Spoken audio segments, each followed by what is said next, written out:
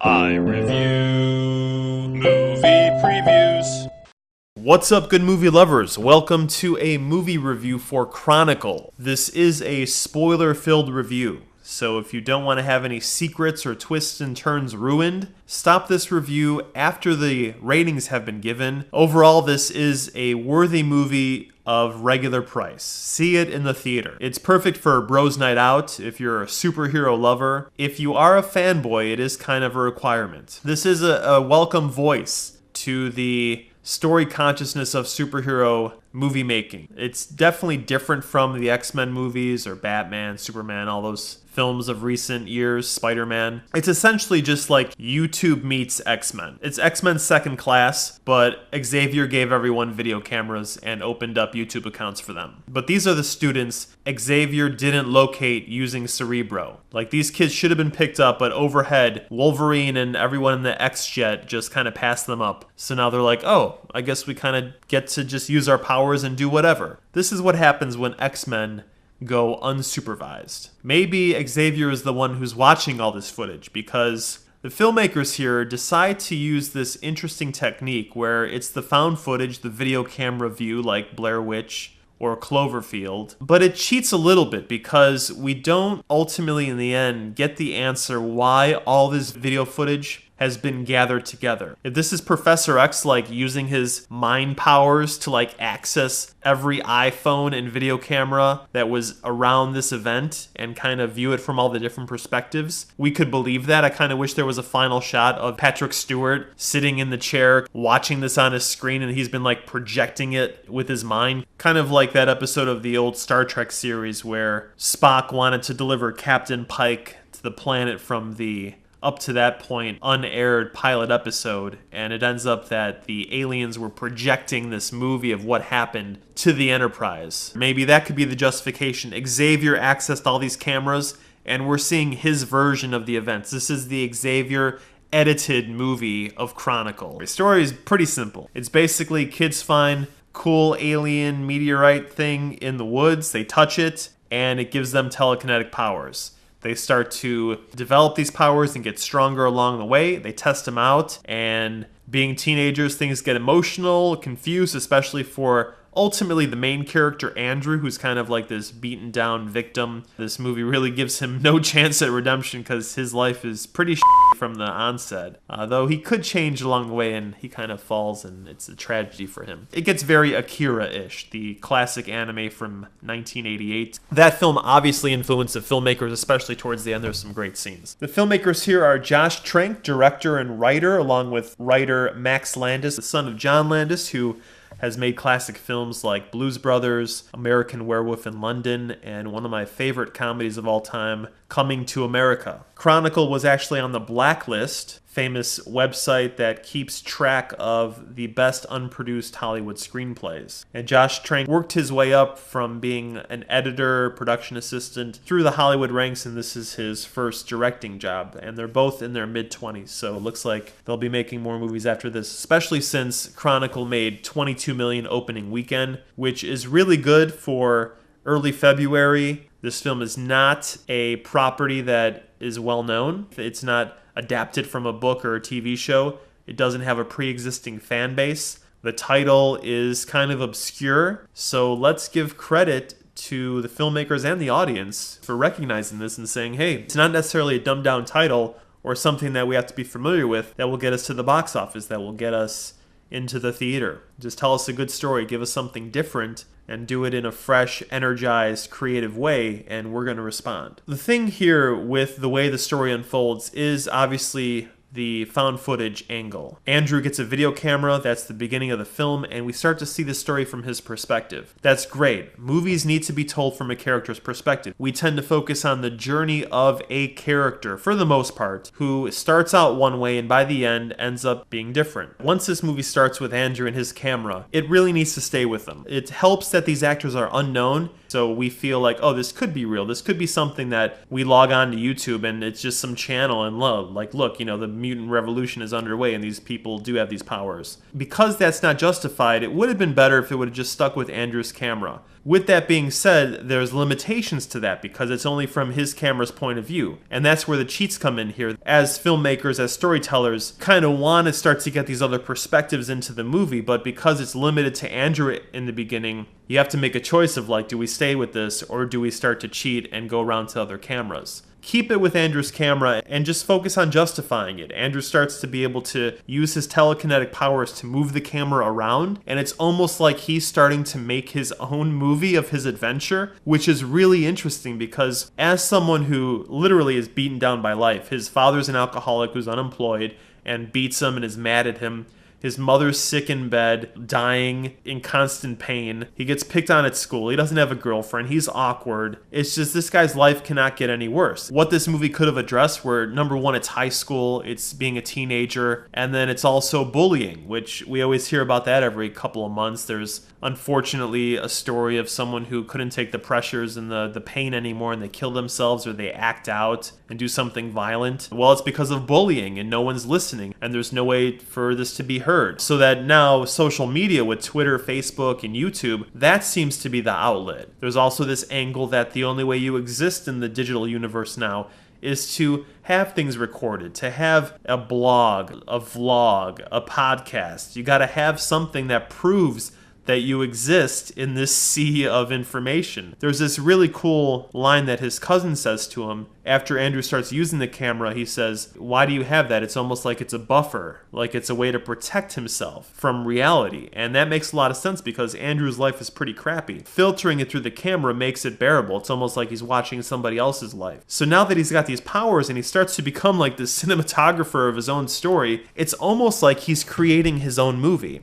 And that would have been a really interesting angle to take, that he becomes the star, the superpower star, and now he starts to really feel like he exists and he's got power over everyone. One of the tragic ironies of bullying is that the victim, at some point later, usually becomes the bully themselves. But we need to make sure that his journey from being victim to becoming bully, which is ultimately what this is about, is justified and believable step by step. The moment the film starts to kind of lose a little bit of credibility with that is the scene in the preview where the friends are driving. This is after they've been testing out their powers and growing and sort of learning to control it all. Andrew seems like he's finally becoming a little more calm and accepting of himself and willing to let friends in. And life is kind of starting to turn around a little bit. And all of a sudden there's this car. They're on a road. It's raining horribly. Normally, people would slow down and drive carefully, but for some reason, there's this dude who's honking and swerving behind them. Now, initially in the preview, I thought this was some kind of government agent that recognized them or knew what happened and was going to tell them all these secrets. But it's just some random asshole. I guess they live in like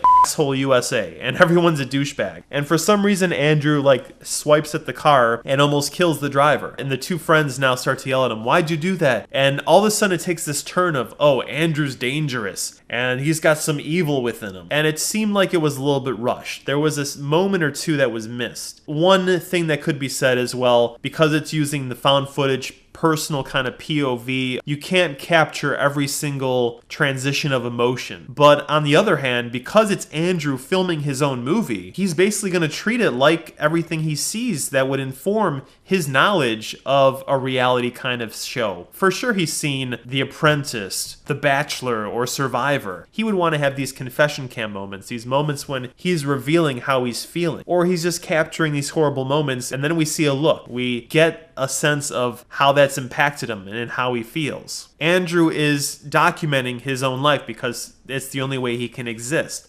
I think that's kind of the angle it needed to take a little bit more so that it would be justified in terms of the found footage decision of filmmaking, instead of like jumping around and bringing in these other characters like random hot blonde girl, and also carries her camera around nonstop, and his cousin likes her and now she's going to show up just to film some things when Andrew's not around. Kind of just seems like, oh, this is so unnecessary.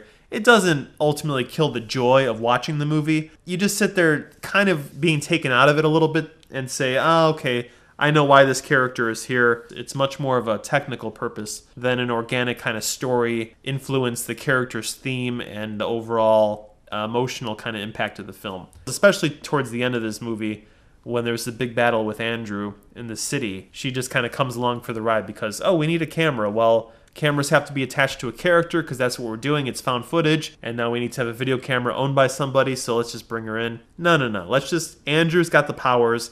He can film anything, and he's making his own interesting film about his life. He wants to be the superhero of his story.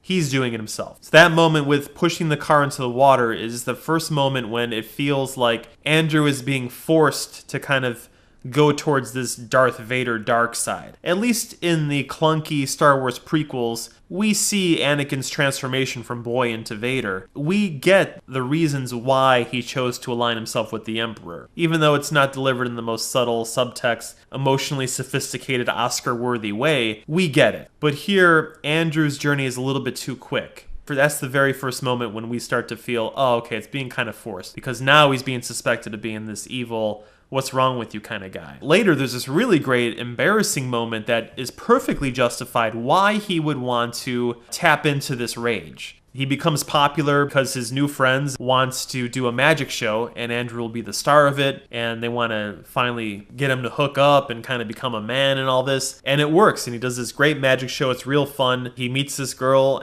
but he ends up throwing up all over her. And it's perfect because popularity in high school, it's so fleeting and things change so quick. And she spreads the story in school. He's back to having nerd status. And that was perfectly justified. That was a great way for us to see why he would now, in like a scene or two, act out on the bully who was tormenting him by ripping out his teeth. And then this great confession cam moment when he's showing to himself, right? Because it seems that he's not intending this movie to be shown to anyone. It's almost like he's keeping a personal diary for himself. And then later, when he's at home, there's a spider crawling on the ground. And he just, in this real evil way, it was great to see this with an audience because he lifts the spider up with his mind, it's in the air, and the spider's legs just pop off the body. And everyone in the audience was like, oh, that's up. He's going down a road where there's not going to be much redemption for him. That was perfectly justified because of that earlier scene with the girl. So we're missing the previous step where why would he just push this guy off the road earlier? Maybe he knew the guy, maybe the guy was a bully in the family. Maybe it could have been his dad, his dad's calling, telling him to come home. That would be justified because we know what his relationship is like with his father. The other thing that happens a little bit too quickly here, the movie's only 83 minutes. They could have added 10 more minutes. It would have been no problem. When towards the end of the second act, beginning of the third act, Andrew's mother is in pain. And the father doesn't have any money and she needs her pills, the pain pills. So Andrew decides to go rob people and get money that way. Now, it seems a little bit forced. At the same time, it's understandable because it's his mother and he doesn't feel empowered even though he has these great powers. And he's thinking so irrationally, like he's not an adult yet. He's just thinking in the moment. It's very emotional, totally like, you're not even thinking. So he goes to the local gangsters on the corner, basically kills them and takes their money, which totals up to be like a couple $100 maybe. Then he goes to the convenience store and steals the money from the cash register there. And then as he's leaving, the convenience store clerk pulls out the shotgun. Andrew uses his powers to like deflect the gun, but it ends up exploding a propane tank.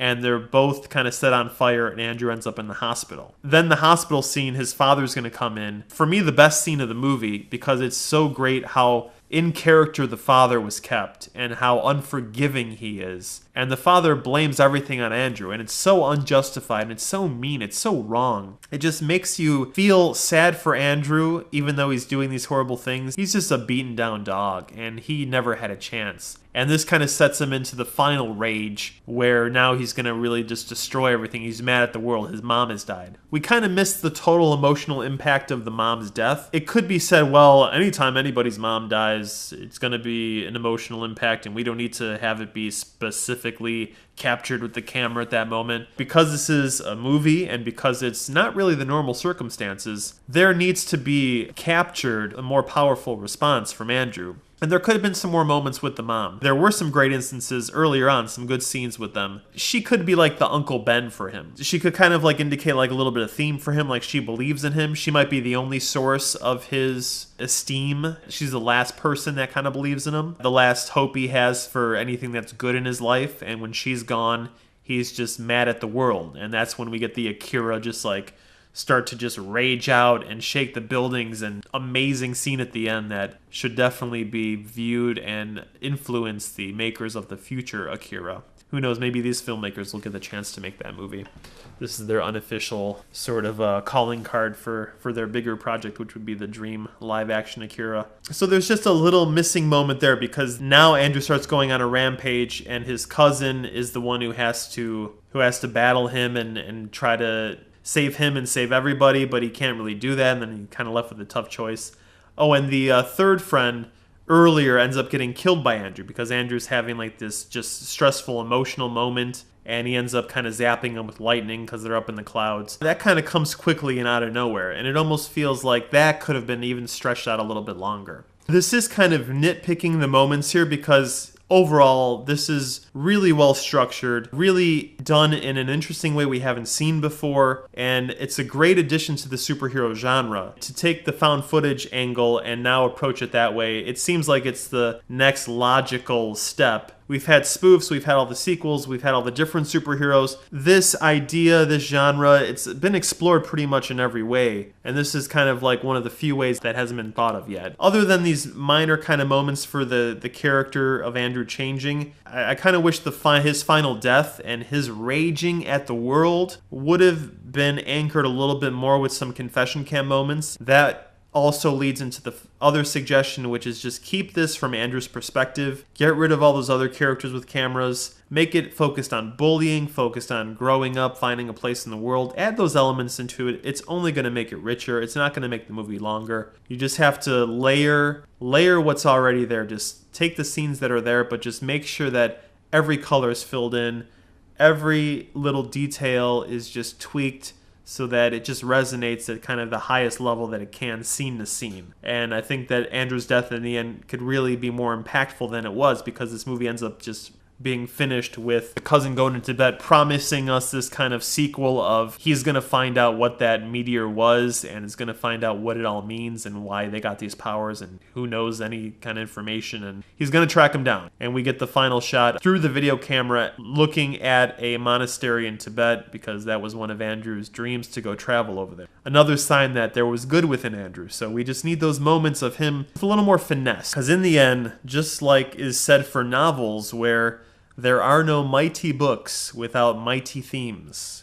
There are no great movies without great ideas. Not complex ideas, just great ideas, and ideas that are passionately pursued. For an example of that, go see Braveheart. Simple idea of freedom, but passionately pursued, so that we, the audience, feel it along with the main character, and every battle means something different. That's the key here. Fighting and action and buildings being destroyed and cars being flipped over and all this people flying through the sky, it only means something to us once we know how the characters feel about it.